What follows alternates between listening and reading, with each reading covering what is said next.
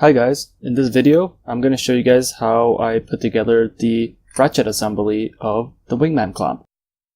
The construction of the frame, clutch plate, spring, connecting rod, as well as the lead screw assembly is 100% identical to that of the regular slider assembly. The only difference is the trigger assembly as well as the ratchet plate and spring. I'm going to show you how to do that right now. A generous amount of CA glue will attach the trigger plates to the trigger spacer. I then install some nails for alignment as well as reinforcement. Next, I mounted the entire assembly on a vise to wait for the glue to cure. Next, I installed the trigger assembly onto the main frame assembly using some machine screws, washers, and a nylon lock nut.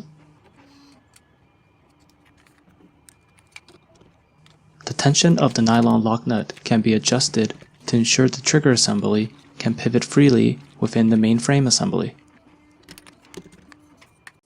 This part can be a little bit tricky. I first need to install the return spring onto the main frame assembly, followed by wiggling in the ratchet plate behind the trigger assembly.